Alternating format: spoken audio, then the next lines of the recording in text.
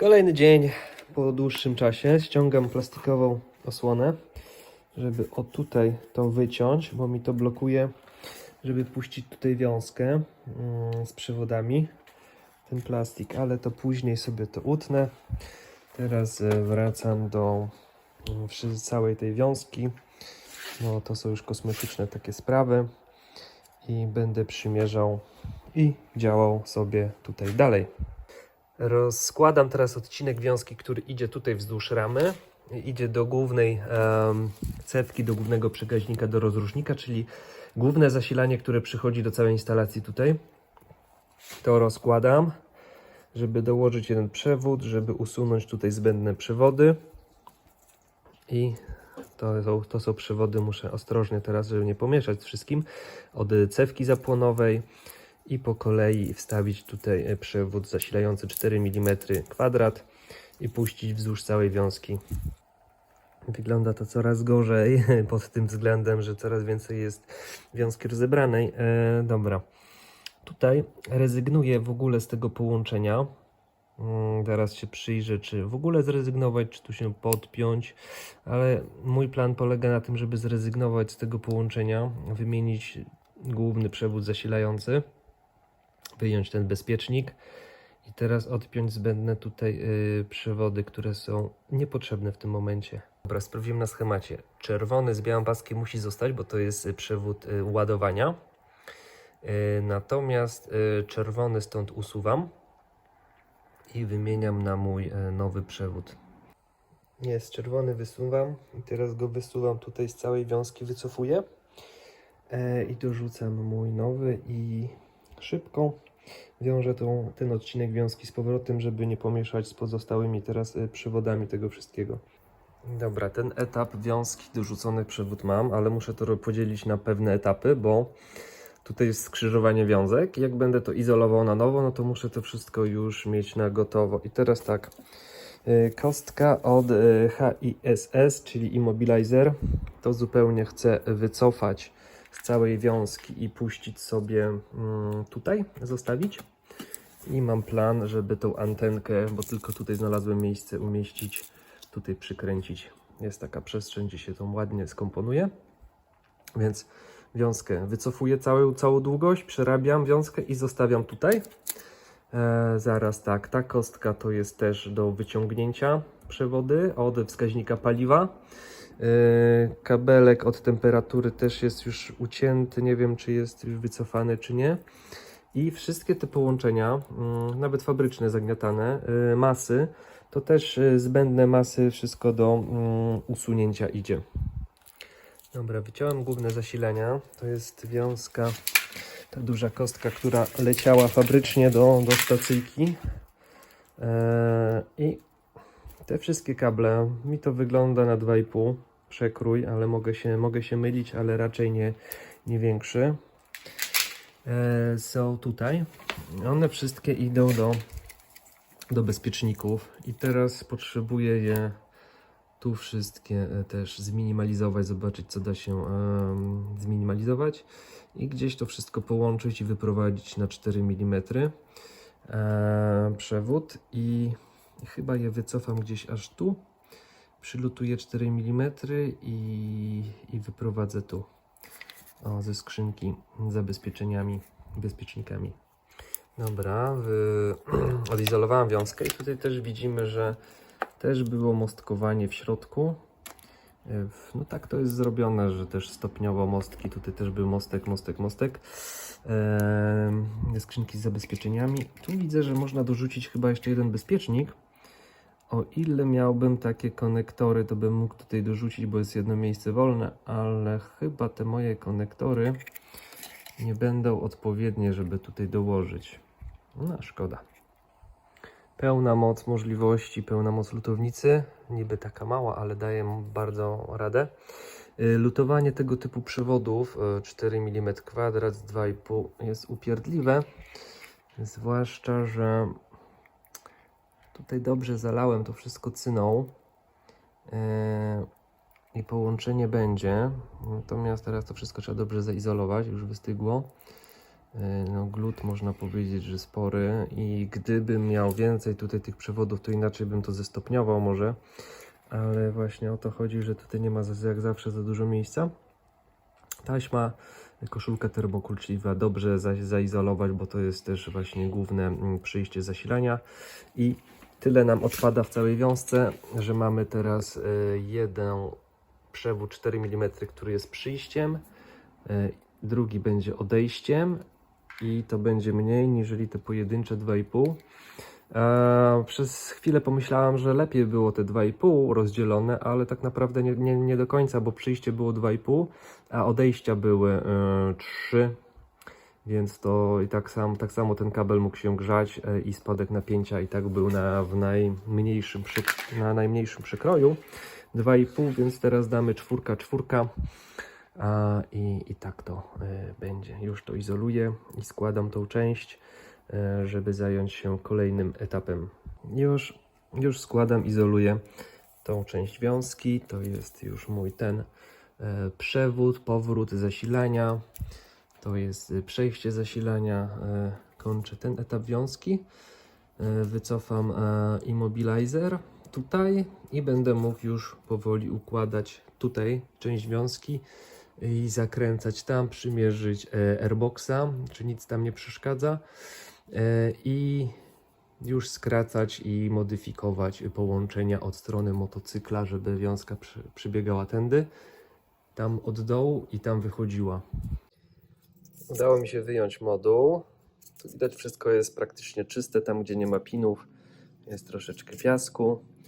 I teraz tak, no tutaj robi się ciekawie, bo cała wiązka jest wciągnięta tu.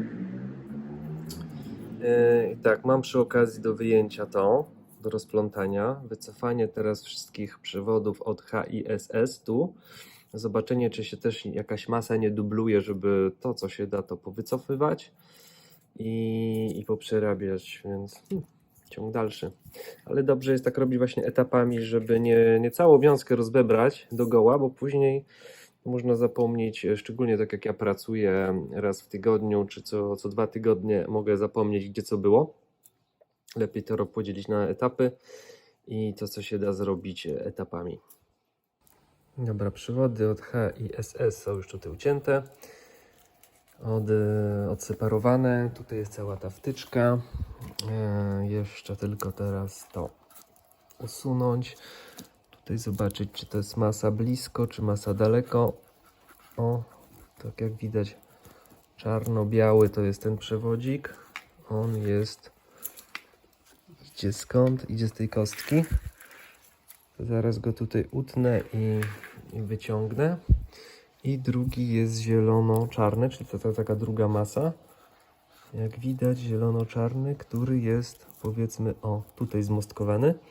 I zobaczę, gdzie go mogę usunąć, do czego idzie, bo może zwolni się też kolejne miejsce. Ok, takie ciekawostki. Tutaj się mi to rozwidla, więc gdzieś ten kabelek ma, bo to idzie do wskaźnika poziomu paliwa. To mogę już wyjąć, wyjęte. Ale jeden jeszcze gdzieś idzie i połączenie wspólnych mas, bo to jest masa od paliwa. Nie wiem, gdzie ona jest konkretnie teraz w wiązce połączona, może być równie dobrze gdzieś tutaj, więc warto jest to rozłączyć tam, albo go ewentualnie zaizolować i tutaj schować. Możliwe, że też zobaczę, rozizoluję tutaj do tej odległości, zobaczę, czy znajdę połączenia. No, takie ciekawostki. I dlatego mamy już usuniętych ileś tam kabelków i w wiązce robi się mniej tych zbędnych przewodów. Eureka! Znalazłem główną masę w motocyklu. Jest przykręcana tutaj. Tutaj do ramy, do tej śruby. Są to te oczka. Od razu wyczyszczę i wysunę zaraz ten zielony mój przewód. Wytnę go w tym miejscu. I dokleję do wiązki mój od immobilizera przewód i będzie to wyglądało już bardziej estetycznie. To jest tylna główna masa. Przednią masę planuję wziąć tutaj z mocowania cewki, przedniego tam od dołu. Masę, która będzie leciała do czachy, czyli z ramy bezpośrednio. Nie będę ciągnął przez całą długość. To też zminimalizuje troszeczkę instalację. No więc Jest trochę tego rozbierania, widzicie w ciąży, jest co robić tutaj, o, te też do wyczyszczenia. To jest tutaj, gdzie masa się styka i widać jak pracuje. O, papierek ścierny i wyczyścić to wszystko. I już rozizolowuję to aż tam. Jest trochę do robienia, jest. I teraz doskonale widać, zgodnie z schematem, wspólny, jedyny punkt masy, główny tutaj wycofuję, wycinam przy samym konektorze i już mam jeden kabel mniej, natomiast dorzucam pozostałe. O, i przeglądam stan instalacji, czy tu szczurów żadnych nie było, nic nie jest poprzecierane, poprzegryzane. Ok, wyczyściłem to przy pomocy szczoteczki. Wygląda to już dobrze. Mamy masę poprawioną i już zabieram się za lutowanie HISSS, żeby to wszystko tutaj wpleść ładnie. O, i zamknąć tą tylną część wiązki, zamknąć tutaj te skrzyżowanie tych wiązek i zająć się główną wiązką. Więc powoli, etapami i do celu. Ok, postopniowane, polutowane tutaj wiązka. Zaraz będę zamykał wszystko. Mam tutaj wyprowadzono, będzie sobie tutaj wychodziła. I tą część już, tak jak mówiłem, zamykam. Zrobię skrzyżowanie i ta część instalacji może już wrócić, może być już poskładana aż do tego momentu, gdzie idzie tutaj. Trochę kabli udało się wycofać, usunąć. To fajnie, szczególnie te masy łączone są praktycznie wszędzie, to nie przeze mnie, tylko fabrycznie, rozgałęzienia, ale już tego nie modyfikuję. Będę tutaj przeglądał już w tej głównej wiązce, czy jakieś masy mogę pousuwać zbędne. O, to do zobaczenia za chwilę, bo tak jak się lutuje, to już widzieliście, nic nowego tutaj nie ma. Jak się owija taśmą, czyli zakładam te stare ochronki, to są takie plastikowe i na to idzie taśma izolacyjna. Dzięki temu też przewody mogą pracować w środku i się później nie kleją, jak to się wszystko rozklei. O, tak to wygląda. Tu idą, o, też niezbyt grube kable, bo myślę, że to jest chyba jedynka, max półtorówka, ale raczej jedynka do regulatora. Z regulatora idzie już wyprostowany prądzik właśnie tym czerwonym z białym kreską, ładowanie i masa bezpośrednio na ramy wyczyszczona, jak przed chwilą pokazywałem z obu stron tutaj, żeby był dobry kontakt. To też wyczyszczone, a jeszcze z tej strony wyczyszczę, żeby łepek śruby też mógł i śrubę też przeczyszczę. Już cała jedna taśma izolacyjna poszła na to. Teraz tak, jestem już na skrzyżowaniu moim. I co tutaj jeszcze mam do zmodyfikowania? Jeszcze nie wiem, ale żeby wyjść z tego skrzyżowania, muszę przynajmniej wyjść z jedną izolacją, czyli zrobić tu skrzyżowanie, wyjść z jednym odcinkiem izolacji. Ten, który poprzednio używałem, bo ja go używam ponownie. To są tego typu izolacje. O, idą one u mnie ponownie w użytek.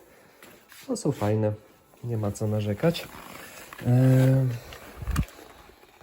Dla mnie taka trochę ciekawostka, ponieważ znalazłem jakieś połączenie. Tutaj było coś właśnie dolutowywane. Jak to ktoś robił? No ja tak tego bym nie lutował, ale ktoś dał tak, jakiś przewód paliwowy, czy coś, taką rurkę ochronną zamiast termokurczliwej, no dawno to widocznie było robione, skręcał w ten sposób przewody i lutował. No i tak to funkcjonowało. Ja już to poprawiam po swojemu, czyli ja lutuję przewody, które idą się tak stykają obok siebie na krótkim odcinku. Pojedynczo nie przegrzewam, staram się nie przegrzewać właśnie miedzi, żeby dalej cyna nie wsiąkała w przewód, żeby tam nie było sztywne, i usztywniać rurką termokurczliwą jako zabezpieczenie. Więc to muszę poprawić, zobaczę, bo już nie pamiętam do czego to idzie. Ten kolor na schemacie, co to jest, i ten odcinek będę jeszcze też zobaczę, czy tutaj nie ma takich dziwnych, niefabrycznych niespodzianek. Tak na przykład jak tutaj, może zwykłą taśmą to poprawię, bo to jest fabryczne. Tutaj o, też do poprawy jest, bo tutaj też było lutowane, coś dogniatane. na tym odcinku. Tu są masy. No to wszystko muszę przejrzeć, poeliminować, zrobić po swojemu, bo jeżeli moje luty puszczą, to będę miał pretensje tylko do siebie, a jeżeli zostawię to, co ktoś wcześniej zrobił, no to będę miał mieszane uczucia. Drugi przewód rozizolowałem. Tak był lutowany na skręcanie, ale co widać? Mocno był grzany, cyna wleciała do środka i tak. I tu jest miękko, tu jest twardo i w tym miejscu, gdzie wyginam, to jest właśnie punkt, w którym najczęściej te przewody połączenia lutowane pękają. I teraz tak, muszę uciąć tu, muszę uciąć tu. To był ten czarny, zrobiony już po mojemu. Teraz ten i jeszcze coś tam przyglądać. Jeszcze, o tutaj chyba też będzie tak, kierunkowskazy, te przewody. O, teraz mam skrzyżowanie, więc też używam wiązki, zrobię odcinek ten prosty. I wszystkie połączenia lutowane, gdyby było możliwe, ja bym unikał, ale jak widzicie, sam lutuję, bo nie mam tych takich konektorków do zaciskania dobrych, odpowiednich. No wolałbym zrobić to jednak tak jak fabrycznie, gdybym miał te tulejki. Ale polutowałem, usztywniam, izoluję podwójnie, żeby tam zwarcia, przebicia nie było. Zakładam te osłonki. No jest trochę przy tym zabawy, trochę taśmy też idzie. I będę tak, wypruję te kable z lewej strony tu. I tą część już będę chciał pospinać, poskładać na gotowo, żeby nie trzymać tak rozebranych tutaj śrubek, różnych końcówek. I dalej nie wiem, czy dzisiaj nie zakończę na tym etapie, bo też robi się późno. Naprawdę dużo jest pracy przy naprawianiu wiązki, przy modyfikacji.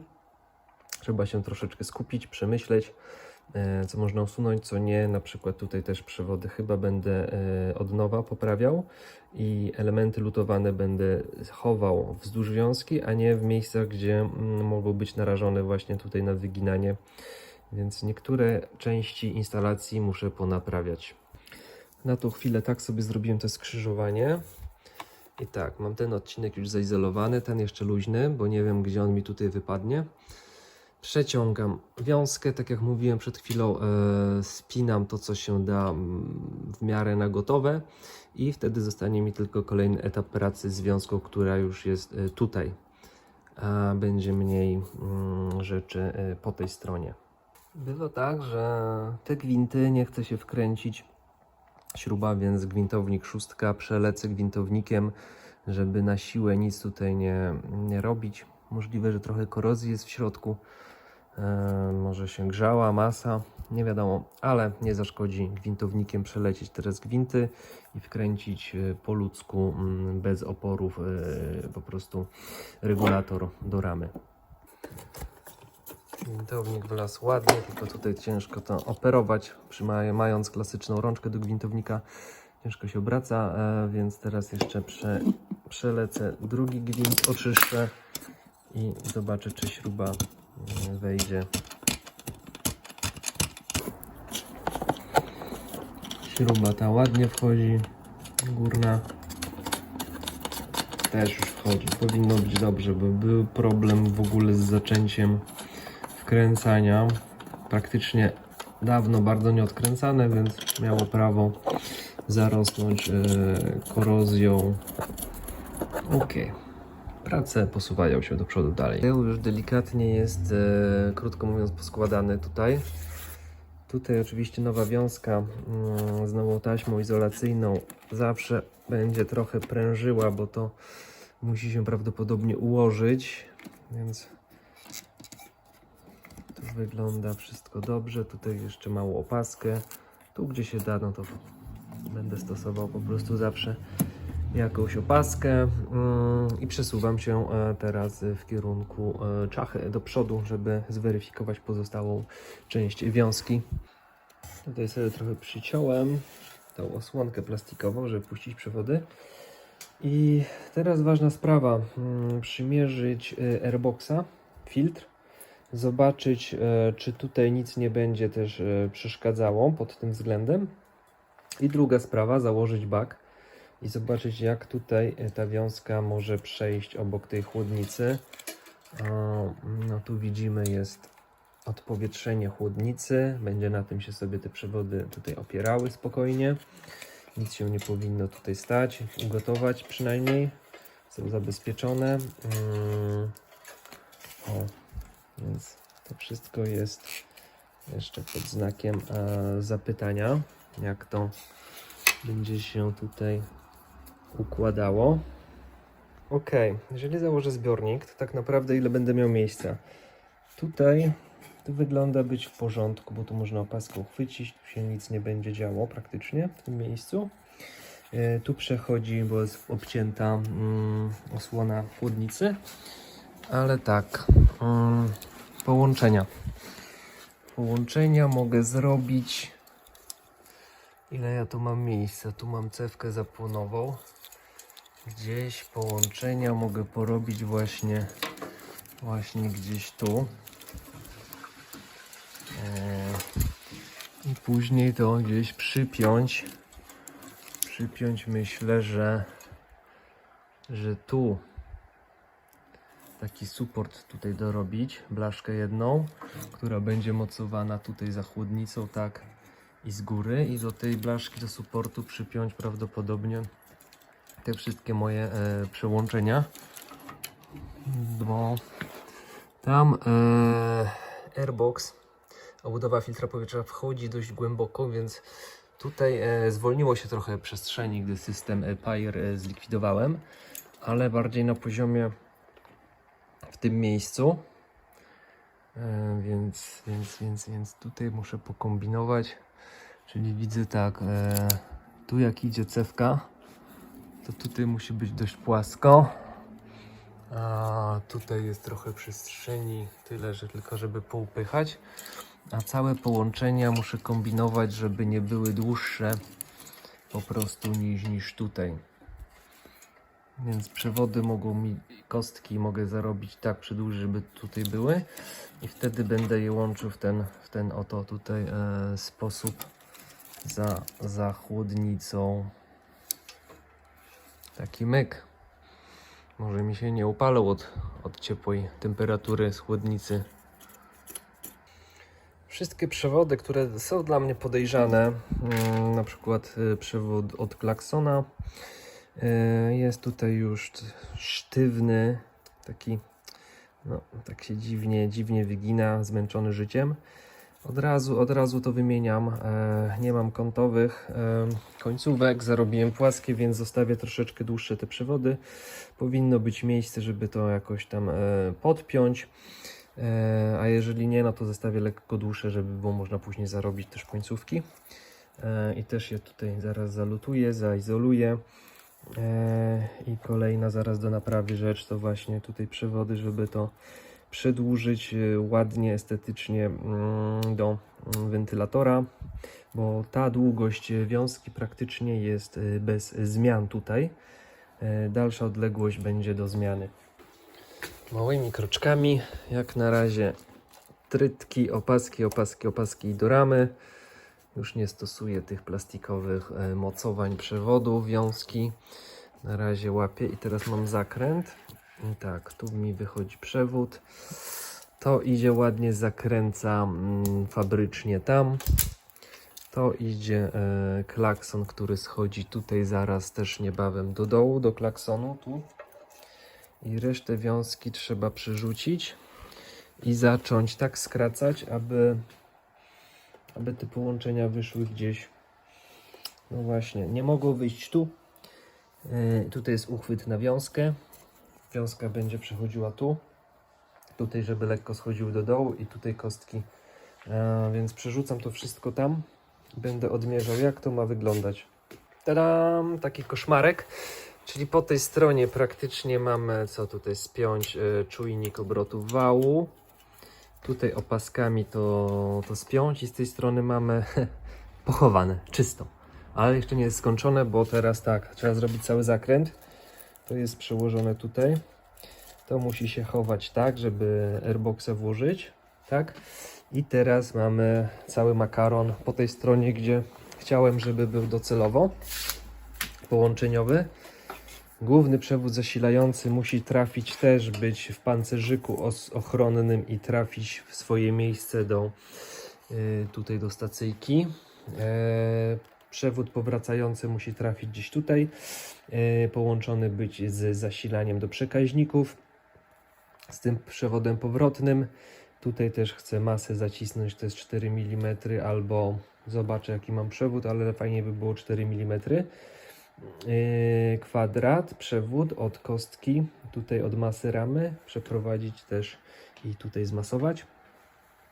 Więc teraz jest przymiarka, jak to skrócić, aby to wszystko spiąć, te kosteczki, na jakiej długości i poprzekładać zgodnie ze schematem. Wydaje się proste, ale już tutaj jest główne zasilanie, też jeszcze trzeba to przerobić. Wydaje się proste, ale na pewno zajmie mi to dużo czasu.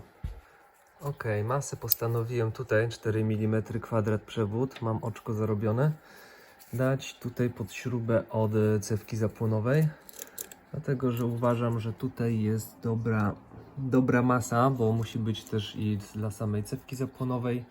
Poza tym zaraz to sobie jeszcze sprawdzę miernikiem i wyjdzie to wszystko w praniu, no ale łączy się bezpośrednio tutaj właśnie z metalową ramą. Metalowe elementy bez farby, powinno być dobrze. No i dobrze, teraz tak mam wiązkę, muszę sobie taśmą zaznaczyć, gdzie ona ma się kończyć. Ona ma iść tędy, tu ma być zakręt i teraz chcę usunąć jakieś 30 cm przewodów, bo tu mam połączoną kostkę.